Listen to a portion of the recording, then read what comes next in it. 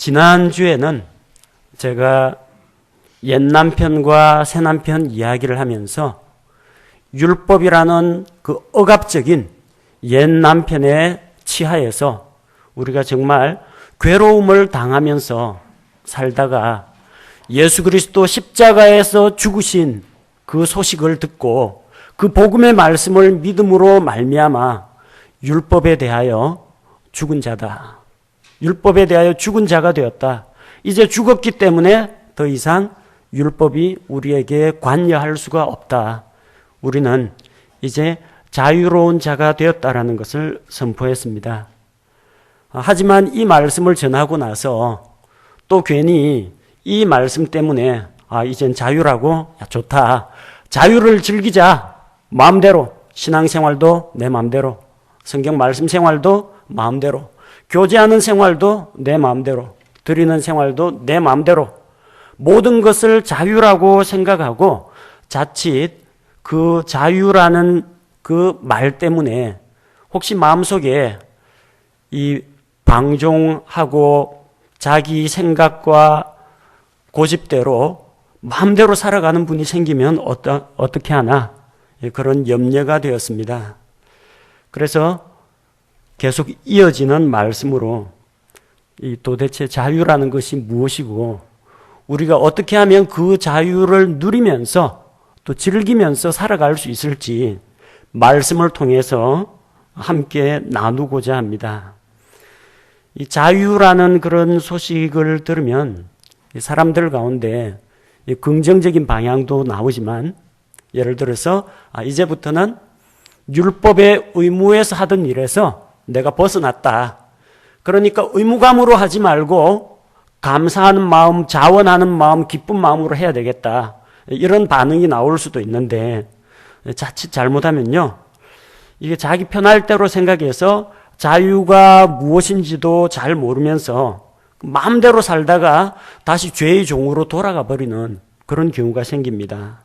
혹은 이제는 자유라는 생각에서 내 자유를 강조하다 보니까 이제는 다른 사람에게 피해를 입히는 그런 경우도 나타나곤 합니다.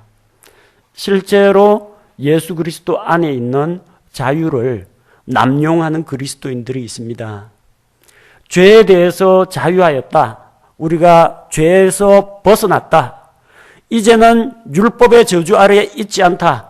이렇게 이야기하니까 어떤 사람들은 그러면은 우리가 율법의 저주 아래에 있지 않으니까 그럼 죄를 지어도 아무런 형벌을 받지 않는다. 지옥 형벌을 받지 않는다.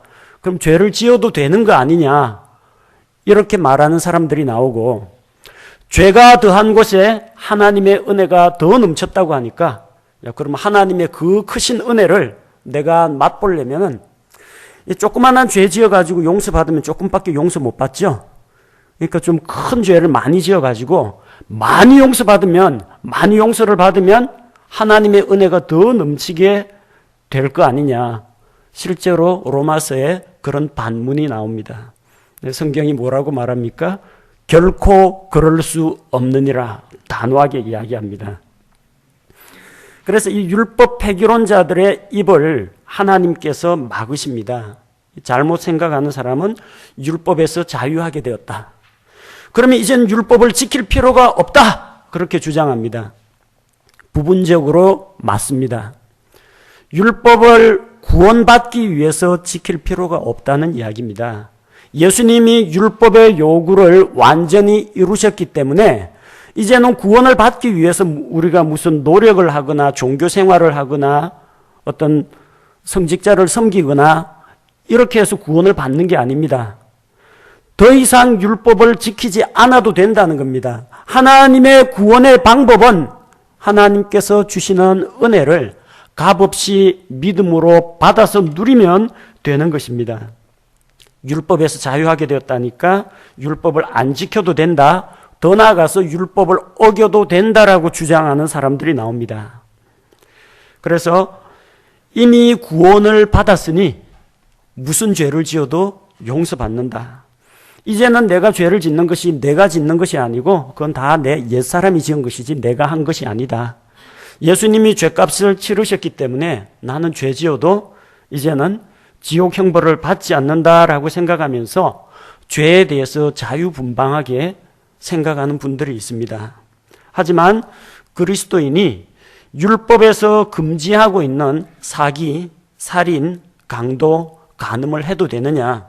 절대 그렇지 않다는 겁니다. 왜 그러냐면 우리가 만약에 은혜로 구원을 받았고 구원의 은혜에 대해서 감사하고 주님을 사랑한다면 우리는 율법 아래 있지 않지만 율법보다 더 큰 하나님의 은혜의 법 아래 있습니다. 따라서 율법의 의무로서 모든 일을 행하는 것이 아니라 주님을 사랑하기 때문에 주님을 사랑하는 것이 동기가 되어서 그분의 명령들을 지키게 됩니다. 요한복음 14장 15절 말씀을 보니까 너희가 나를 사랑하면 내 명령들을 지키라 그렇게 말씀합니다. 구약에 있는 율법을 구원받기 위해서 지키거나 하는 것이 아니라 주님을 사랑하는 것이 동기가 되어서 주님의 명령들을 우리가 지켜야 합니다. 요한일서 5장 3절 말씀을 보면 우리가 그분의 명령들을 지키는 것 이것이 곧 하나님을 사랑하는 것이니라. 그분의 명령들은 무겁지 아니하니라. 하나님을 사랑하는 방법이 있습니다. 하나님께서 말씀하신 그 명령들을 지키는 것입니다.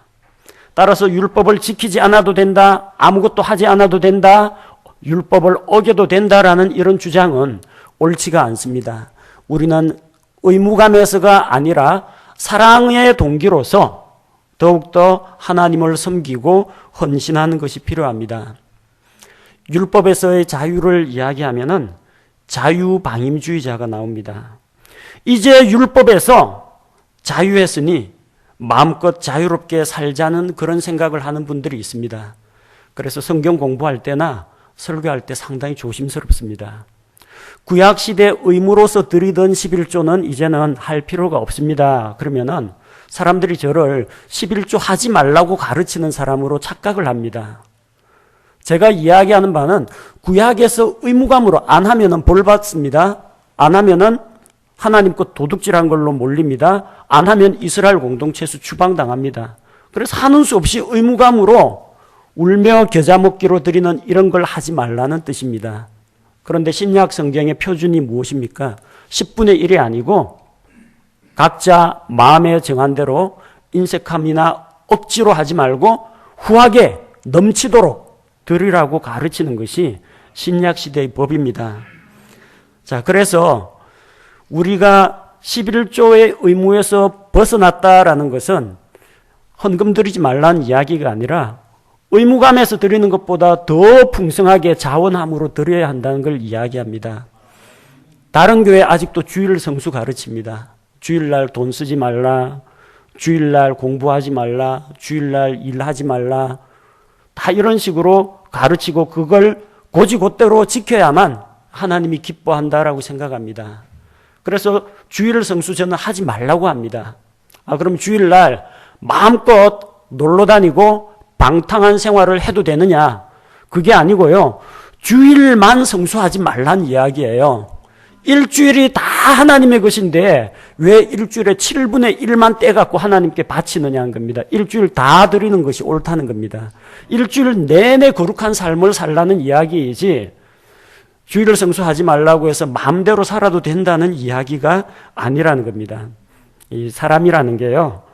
가만히 내버려두면 선한 것을 택하기보다는 좋은 것을 택하기보다는 쾌락을 추구하고 자기가 하고 싶은 것을 하고 무사안일주의에 빠집니다. 조금 힘들다고 해서 서 있는 게 힘드니까 앉으면요. 눕고 싶어요. 누우면 자고 싶습니다. 이불 덮고 싶어집니다. 점점 편안한 것만 추구하게 됩니다. 그래서 우리가 이렇게 자유하다가 나태함에 빠지거나 무사안일주의에 빠지지 않도록 조심해야 합니다. 잠언 24장 30절에서 32절 말씀을 보면 자, 지혜자가 게으른 자를 통해서 지혜를 얻었습니다.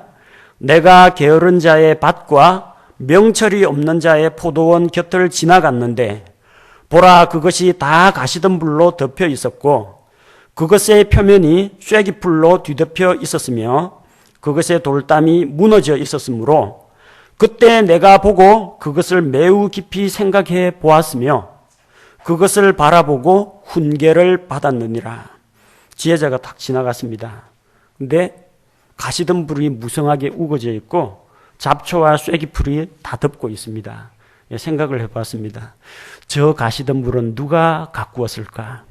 저 잡초밭은 누가 관리하는 것일까? 답은 나오죠. 아무도 관리 안 한다는 이야기입니다. 가만히 내버려두면 여러분의 마음속에 자연히 가시덤불이 자랍니다. 가만히 내버려두면 여러분 마음이 잡초밭이 됩니다.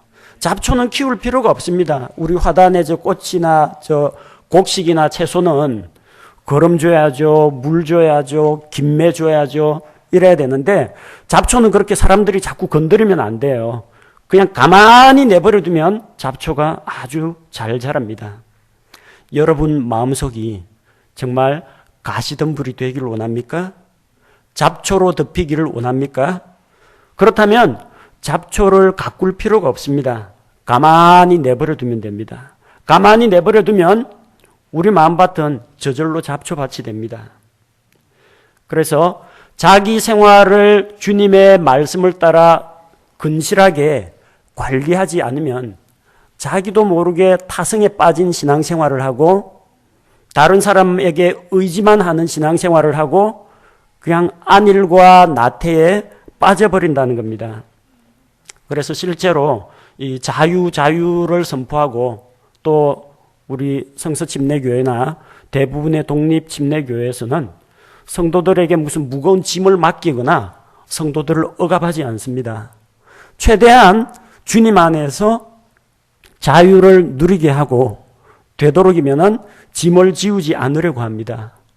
그러다 보니까 열심히 다른 교단 교회만큼 못하다라는 그런 지적을 받습니다. 예배 일찍 오거나 늦게 오거나 자유라고 생각을 합니다. 헌금을 하거나 안 하거나 자유라고 생각합니다. 우리는 굳이 예배 시간에 헌금 바구니 돌리거나 그러질 않습니다. 또 집계해가지고 누가 헌금했다 안 했다 주보에다가 공시하거나 그러지도 않습니다.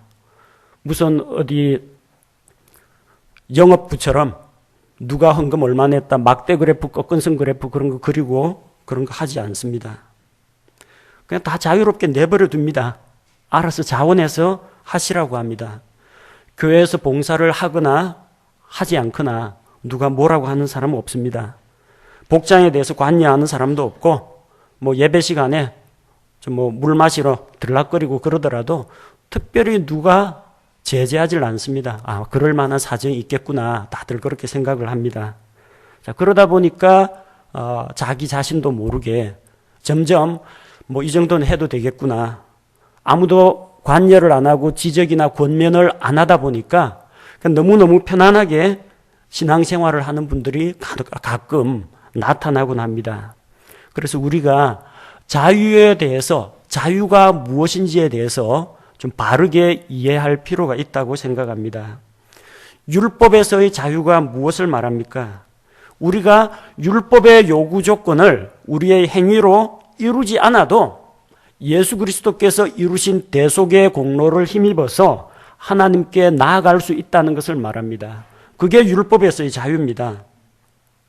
예수님이 우리 대신 하나님의 공의 앞에 자기 생명의 피를 대가로 지불하셨기 때문에 율법이 더 이상 우리에게 삭슬 요구하지 않는다는 것입니다. 그런데 이걸 잘못 알고 방종으로 여기는 사람이 있습니다. 자유는 방종이 아닙니다. 방종은 자기 마음대로 살아가는 것을 말합니다.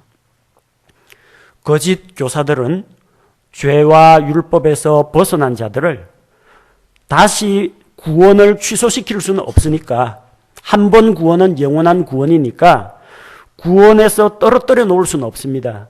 대신에 이 죄와 율법에서 벗어난 자들을 다시 방종으로 유혹한다고 합니다. 베드로후서 2장 18절 19절 말씀에서 그들은 그 앞에 나오는 거짓 교사들을 말합니다. 그들은 헛된 것을 크게 부풀려 말하면서 잘못하며 사는 자들로부터 빠져나와 깨끗하게 된 자들을 육체의 정욕과 심한 방종을 통해 꿰내느니라. 거짓 교사들이 주로 방종을 가르칩니다. 너 마음대로 해도 된다. 그렇게 가르치는데 그들이 저들에게 자유를 약속하나 자신들은 부패의 종이 되었으니 사람이 누구에게 정복되면 바로 그 사람에게 속박되느니라. 예수 그리스도가 죄와 사망의 권세를 이기고 우리를 구해주셨는데 이제 깨끗하게 되었는데 이 깨끗하게 된 자들이 다시 방종을 통해 가지고 방탕한 생활로 돌아간다는 겁니다. 그래서 구원은 받았지만 죄와 부패의 종이 되어서 그 죄와 부패의 속박하에서 살아가게 된다는 겁니다. 자유가 아니죠. 자유를 주는 것 같은데 알고 보니까 죄의 종이 된다는 이야기입니다. 그들은 부패의 종으로서 사람들을 다시 죄의 종으로 돌아가게 만듭니다. 로마서 6장 16절 말씀에 너희 자신을 누구에게 종으로 내주어 순종하게 하면 너희가 순종하는 그 사람의 종이 되는 줄을 너희가 알지 못하느냐. 혹은 죄의 종으로 사망에 이르고 혹은 순종의 종으로 의에 이르느니라. 누구에게든지 자기의 순종을 갖다 바치면 그 사람의 종이 됩니다.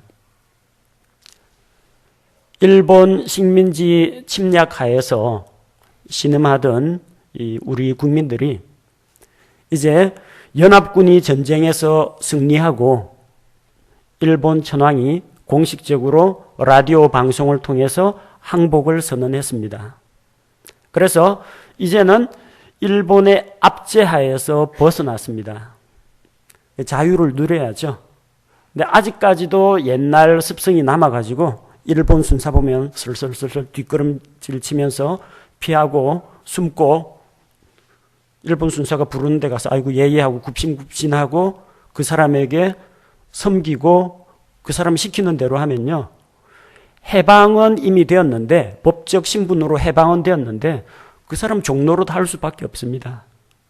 우리가 그래서 그런 부분에 대해서는 단호하게 선을 그을 필요가 있다는 겁니다. 우리는 더 이상 죄의 종이 아닙니다. 방종의 종이 아닙니다. 이제는 예수 그리스도의 종입니다. 또한 자유에 대해서 우리가 한 가지 생각해야 할 것은 우리의 자유는 울타리 안에 있다는 겁니다. 예수님께서 선한 목자가 되십니다. 자기 양들을 불러서 우리 안으로 데리고 들어오시고 또 문을 열고 양떼를 이끌고 풀밭으로 나가고 하십니다. 예수님 아래 있을 때 자유가 있습니다.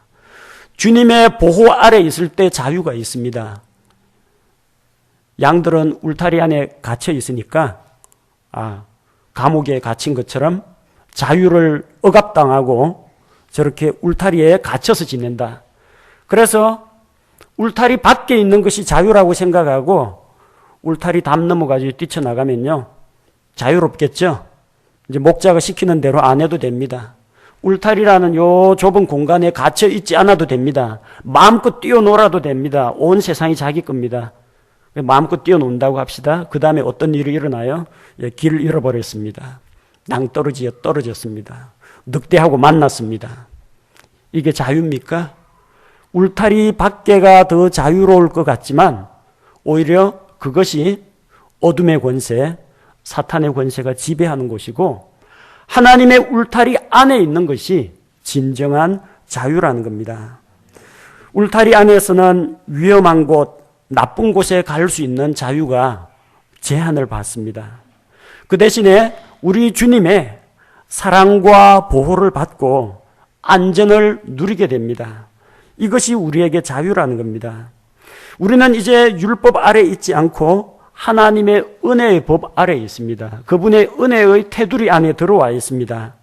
로마서 6장 14절 말씀을 보니까 너희가 율법 아래 있지 아니하고 은혜 아래 있으므로 죄가 너희를 지배하지 못하리라.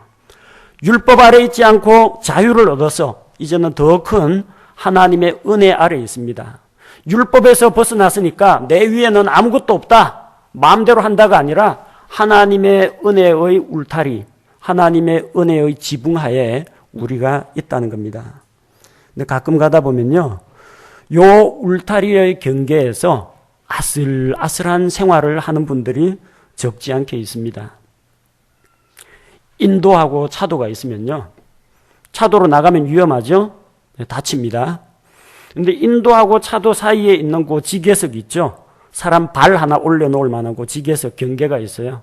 꼭 그 위에서 까불고 장난치는 아이들이 있습니다. 그래서 아슬아슬 차도로 떨어질까 인도로 떨어질까 하면서 내려오라고 위험하다고 야단을 치면 뭐라고 하느냐, 아직까지 차도로 들어가진 않았잖아요. 그런 식으로 이야기를 합니다. 그러다가 잘못하면은 바깥으로 떨어지는 거예요. 그리스도인들 가운데에서도 요 울타리 경계에서 위험한 고개를 하는 분들이 적지 않습니다. 종종 목사님이나 다른 형제를 찾아와 가지고 질문을 합니다. 그 영화관 가는 게 죄입니까 아닙니까? 술 마시는 게 죄가 됩니까?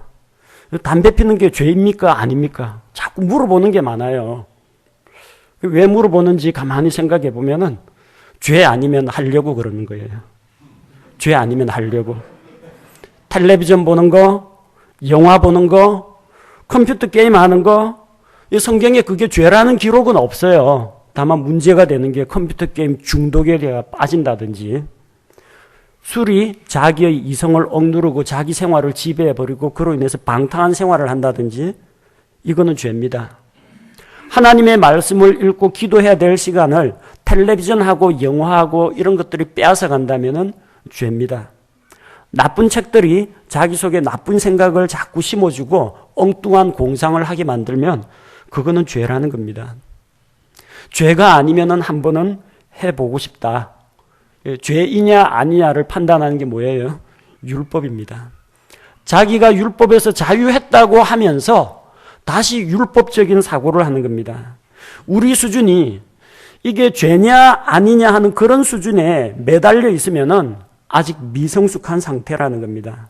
이 사람들은 어떤 수준의 삶을 사느냐? 간신히 죄 안 짓는 그런 수준에서 머물게 됩니다. 우리는 죄냐 아니냐 그렇게 차도와 인도 사이에서 아슬아슬한 고개를 할 게 아니라 인도가 제법 넓습니다. 넓고 편안하고 안전합니다. 마음껏 그 차도에서 좀 떨어진 곳 인도 안쪽에서 걸어 다니면은 안전하고 더 자유롭다는 겁니다. 이게 죄냐 아니냐 그런 거 고민할 필요가 없어요. 그 율법적인 생각입니다. 은혜의 법은 그보다 더 큽니다. 우리는 죄냐 아니냐 죄 안 짓는 수준으로 살 것이 아니라 어떤 수준으로 살아야 합니까? 이것이 하나님을 사랑하는 것이냐? 이것이 하나님께 영광이 되느냐? 이것이 교회에 덕을 세우는 것이냐? 이것이 다른 형제 자매들에게 유익을 줄 수가 있는가? 이런 기준으로 판단하는 것이 옳다는 겁니다. 울타리 경계에서 세상과 하나님 사이에서 아슬아슬한 줄타기를 하지 말고 넉넉한 울타리 안으로 들어와야 됩니다. 목자가 되시는 우리 예수님께서 보호하시는 그 울타리 안 넓은 곳에서 살아가는 것이 안전하다는 것입니다. 그래서 예수 그리스도의 은혜의 법 아래에 있는 것은 어떤 때 보면은 내가 하고 싶은 거 못하고 죄 짓고 싶은 거 못하고 예수님으로 인해서 제한을 받는 것이 더러 있겠지만 우리에게는 그것이 자유라는 겁니다. 이 자유를 어떻게 사용할 것인가 여러분의 선택에 달려 있습니다. 성경은 그 자유를 육신의 기회로 쓰지 말고 서로 섬기라고 합니다. 로마서 13장 14절 말씀을 보면 오직 너희는 주 예수 그리스도로 옷 입고 육신의 정욕을 채우기 위해 육신에게 기회를 주지 말라고 하셨습니다. 갈라디아서 5장 13절, 우리 지난주에 마지막으로 읽은 구절이죠. 형제들아, 너희가 부르심을 받아 자유에 이르렀으나 오직 자유를 육신을 위한 기회로 쓰지 말고 사랑으로 서로를 섬기라고 했습니다. 이제는 자유다, 내 마음이다, 그게 아니라 다른 사람을 돌아보라는 이야기입니다. 예수 그리스도께서 우리에게 자유를 주셨습니다. 육신의 기회로 삼고 마음껏 죄지으라고 주신 자유가 아니라, 자신의 정욕대로 살라고 주신 자유가 아니라 다른 사람을 섬기라고 주신 자유입니다. 우리에게는 우리 시간과 우리 재물과 관심을 다른 사람을 섬기는 데 사용할 자유도 있고, 나의 욕심을 채우기 위해서 사용할 자유도 있습니다. 하지만 주님의 말씀이 보여주시는 올바른 지침을 따라서 우리가 살아가는 것이 필요하다는 겁니다. 두 번째, 성경은 이 자유를 악을 덮는 도구로 쓰지 말고 하나님의 종들로서 행하라고 합니다. 베드로전서 2장 16절 말씀을 보면 너희가 자유로우나 너희의 자유를 악을 덮는 도구로 쓰지 말고 오직 하나님의 종들로서 행하라고 했습니다. 자유를 가지고 자기의 악을 덮는 도구로 쓰는 사람들이 있어요. 우리는 앞으로 죄를 짓더라도 율법에서 자유했기 때문에 죄의 형벌을 받지 않습니다. 이것을 이용해서 자신의 죄를 덮는 수단으로, 또 자기를 합리화시키는 수단으로 쓰는 사람들이 나와요. 그리스도인들이 불신자들로부터 제일 많이 비난을 받는 부분이 바로 이 대목입니다. 어떤 그리스도인이, 특별히 이 목회자가 죄를 지으면요, 뭐 간음이나 사기나 이런 거 저지르면 신문에 실립니다. 그 밑에 불신자들이 뭐라고 댓글 다는지 다 보십시오. 뭐라고 달아요? 저렇게 죄를 지어도 주일날 교회 와서 예수님 이름으로 뭐 기도하면 하나님이 다 용서해 주신다더라. 그 이야기합니다.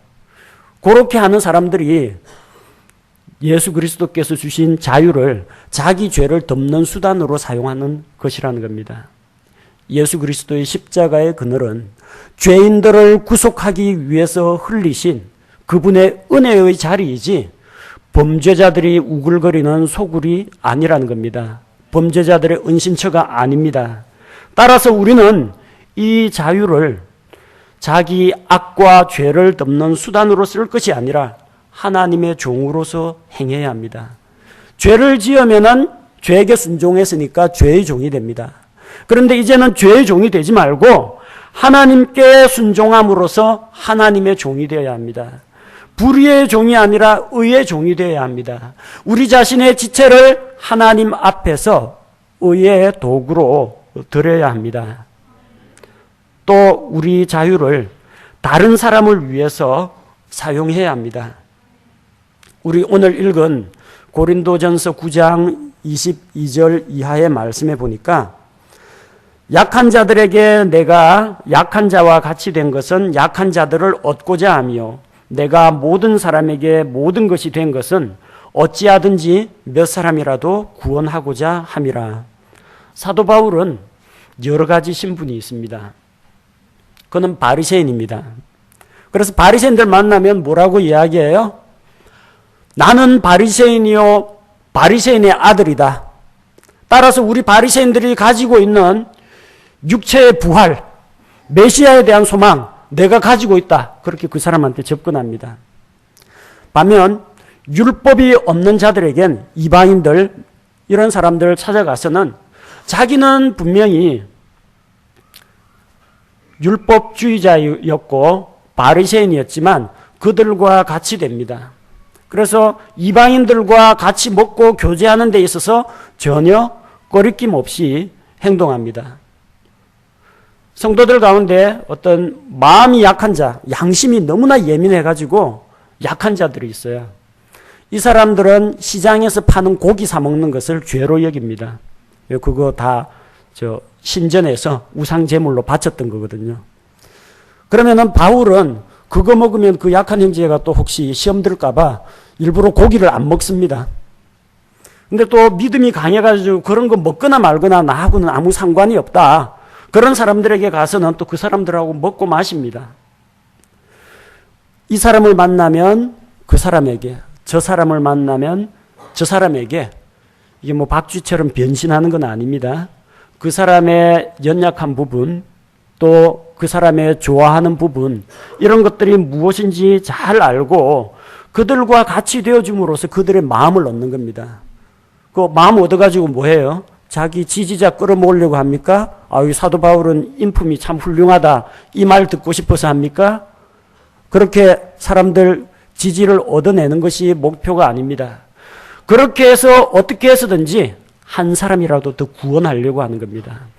유대인들도 제발 율법에서 벗어나가서 구원을 얻어야 되겠고, 아직까지 구약 성경도 모르고 율법도 모르고 예수님도 모르는 이 이방인들, 이런 사람들도 어떻게 해서든지 복음을 전해서 구원하기 위해서 사도 바울 자기가 가지고 있는 자기 자유를 다 쓰지 않았던 겁니다.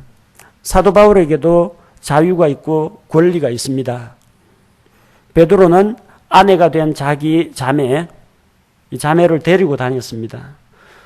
생활하는 것들은 교회가 지원을 해줍니다. 바울도 그렇게 할 수 있습니다. 근데 안 했어요. 왜?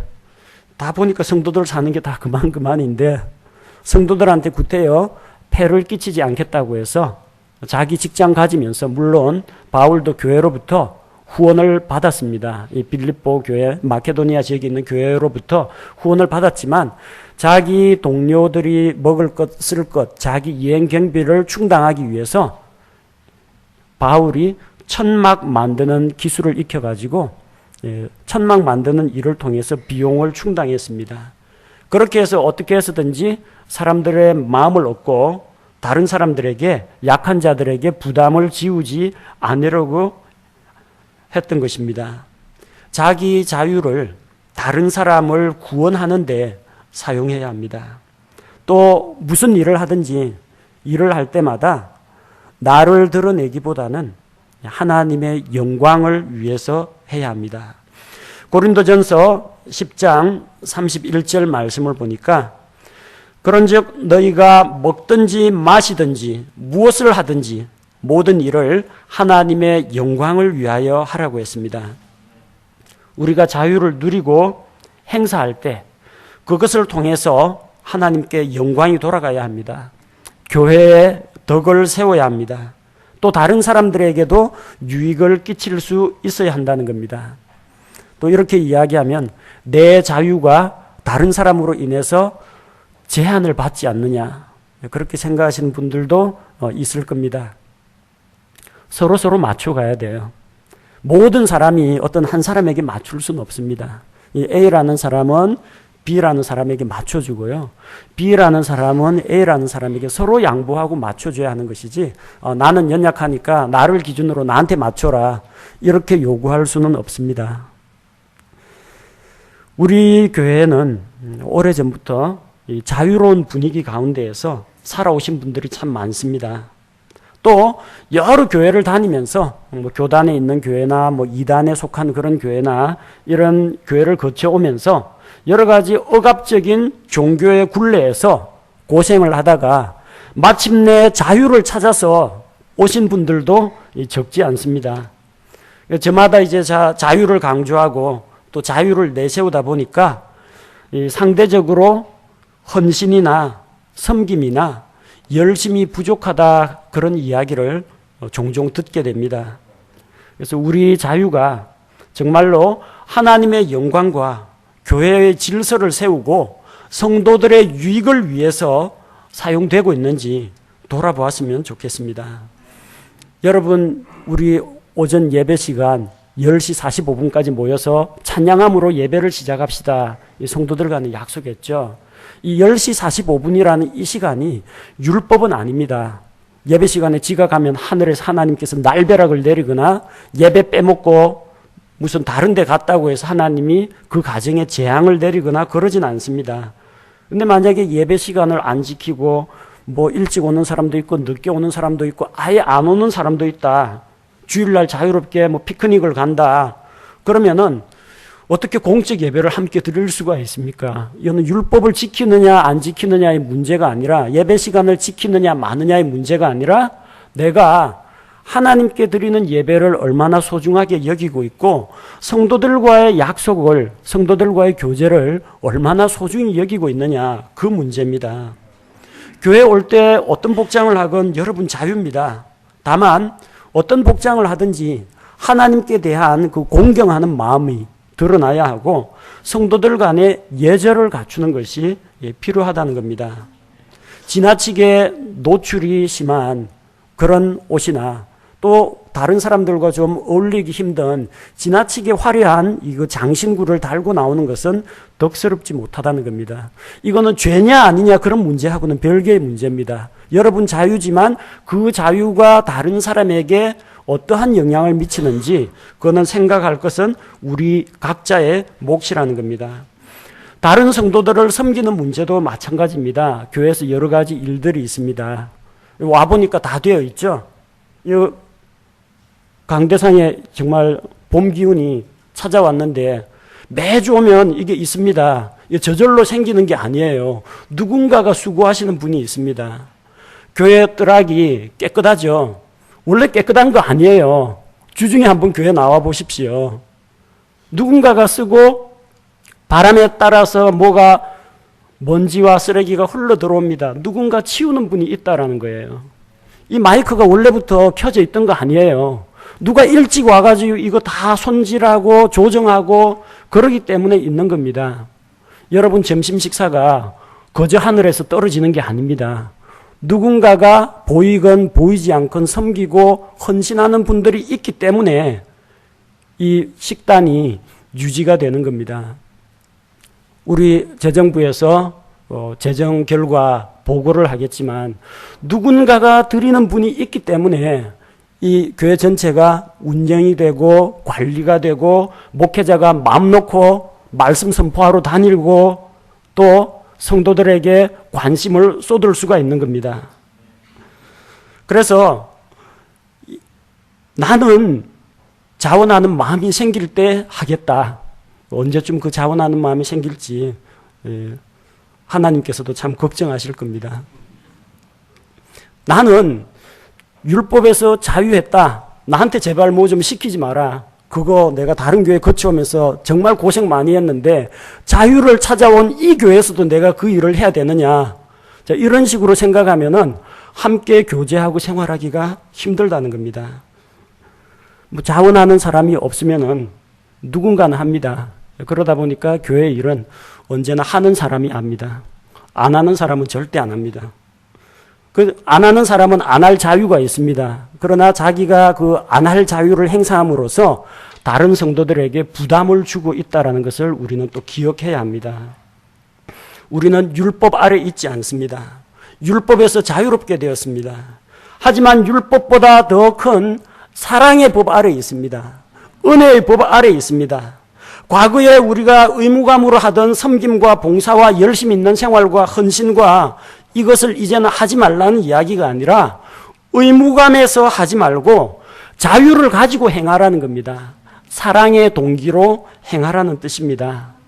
우리가 오늘 읽은 말씀을 우리가 기억하면서 우리 모두 자기 자신의 자유를 내 편할 대로 내 권리 주장하고 행사하는 데 쓰지 말고 하나님을 위해서, 복음을 위해서, 또 다른 성도들을 위해서 사랑으로 서로 섬기는 우리 교회 공동체가 되었으면 합니다. 제가 기도하겠습니다.